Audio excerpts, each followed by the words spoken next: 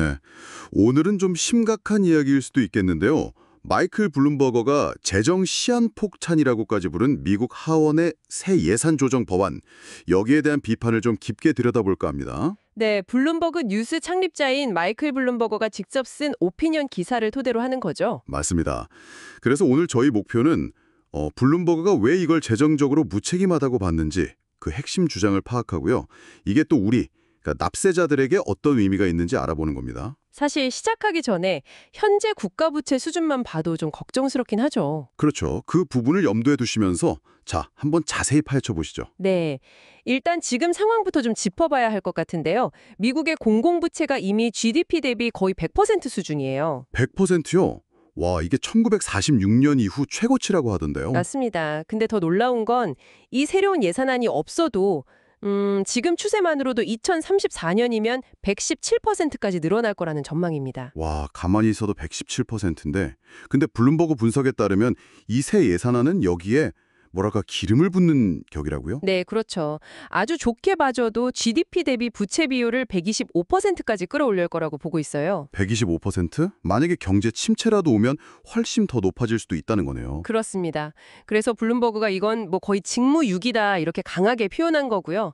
이런 재정 불안정은 뭐 결국 경제 전반에 영향을 미치겠죠. 당연히 청취자분들께도요. 네, 특히 그가 지적한 부분 중에 회계 속임수라는 표현이 있던데요. 새 카드몬티 게임에 비유했던데 이게 뭔가요? 아, 그 세카드 문피 비유요? 그게 길거리 사기꾼들이 쓰는 수법이잖아요. 현란하게 카드를 섞어서 돈을 따내는 거요. 그렇죠. 눈속임. 네. 블룸버그는 이 예산안이 딱 그런 식이라고 보는 겁니다. 실제로는 비용이 많이 드는데 교묘하게 그걸 감추고 있다는 거죠. 비용이 많이 드는 정책을 싸게 보이게 만든다. 특히 2017년 그 감세 및 일자리법, 그 법안의 조항들을 연장하는 방식과 관련이 깊다고요. 구체적으로 어떤 트릭이라는 건가요? 아, 핵심은 그 회계 기준선을 바꾸는 데 있어요. 원래는 현행법 기준선이라는 걸 썼거든요.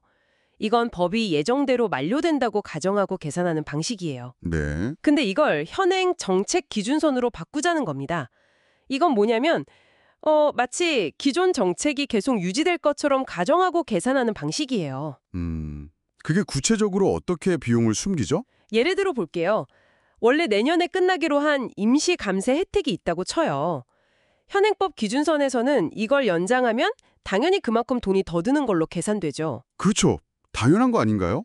근데 현행 정책 기준선은 달라요.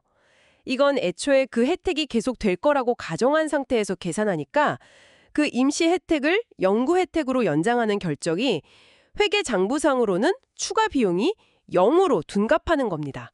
마법 같죠? 와, 영원이요? 그건 정말 블룸버그가 왜 납세자에 대한 사기라고 했는지 알겠네요. 결국 누군가는 나중에 그 돈을 내야 할 텐데요. 그렇죠. 그는 결국 청구서가 날아올 거라고 경고하고 있습니다.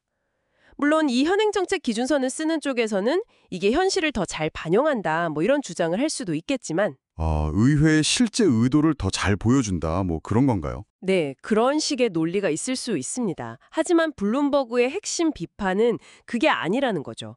결과적으로 막대한 미래 비용을 숨기는 효과를 낳는다는 게 문제라는 겁니다. 그 구체적인 정책 사례들을 좀 더 들어볼 수 있을까요?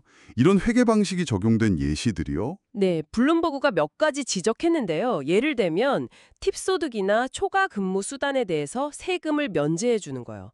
또 미국 내에서 최종 조립된 자동차를 살 때 대출 세금을 감면해 주는 것도 있고요. 그런 혜택들이요? 심지어 신생아 한 명당 $1,000씩 저축계좌에 지원금을 넣어주는 정책도 있는데 이것조차 임시조치로 분류해서 장기적인 재정 부담을 축소하고 있다고 비판합니다. 그러니까 당장은 좋아 보이고 어쩌면 표심을 얻기에는 좋을지 몰라도 장기적인 비용은 슬쩍 감춰져 있을 수 있다. 이런 이야기군요. 네, 그런 셈이죠. 근데 또 이런 지출을 늘리면서 동시에 삭감하는 부분도 있을 거잖아요. 전체 예산 규모를 맞춰야 하니까요. 블룸버그는 어떤 삭감들을 문제 삼았나요? 네, 약 2조 달러 규모의 지출 삭감이 포함되어 있긴 합니다. 근데 블룸버그는 그 내용이 문제라고 지적해요. 내용이요? 예를 들면요? 예를 들어서 에너지 보존이나 온실가스 감축 보조금을 삭감하는 건 기후변화 대응 노력을 후퇴시키는 거 아니냐는 거죠. 아, 환경 관련 예산이군요. 네. 그리고 또 주정부 메디케이드 프로그램에 대한 연방 지원을 줄이는 것도 있는데요. 메디케이드는 저소득층을 위한 공공의료보험이잖아요. 이걸 줄이면 수백만 명의 건강보험이 위험해질 수 있다는 겁니다. 저소득층 의료 지원 삭감이라 이건 좀 민감한 문제네요. 그렇죠. 그래서 블룸버그는 지출 통제 자체는 필요하지만 이런 식의 삭감은 가짜 절약이고 오히려 해로운 삭감이다. 이렇게 평가하고 있습니다. 들어보니 문제가 심각해 보이는데 그래도 블룸버그가 이 예산안에서 긍정적으로 본 부분도 아예 없진 않았죠? 기사에서 잠깐 언급된 것 같은데요? 네, 맞아요. 아주 없진 않았습니다. 예를 들어서 소득세 표준 공제액을 늘리는 것. 이건 수백만 가구의 세금 신고를 좀 더 간편하게 해줄 수 있다는 점을 인정했고요. 세금 신고 간소화, 그건 좋네요. 그리고 기업들의 장비 투자에 대한 보너스 감가상각을 복원하거나 국내 R&D 지출을 즉시 비용으로 처리하게 해주는 것. 이런 건 투자나 성장에 긍정적일 수 있다고 봤습니다. 하지만 결론적으로는 이런 몇 가지 긍정적인 면들이 전체적인 문제점을 덮지는 못한다, 이런 입장이었죠. 정확합니다. 그의 분석은 이런 일부 혜택들은 결국 늘어나는 국가 부채 때문에 발생하는 이자 부담 증가, 또 새로운 제도가 가져올 복잡성, 그리고 경제 전반의 불확실성 같은 더 큰 피해에 압도될 것이라는 거예요. 결국 다시 재정 안정성 문제로 돌아가는군요.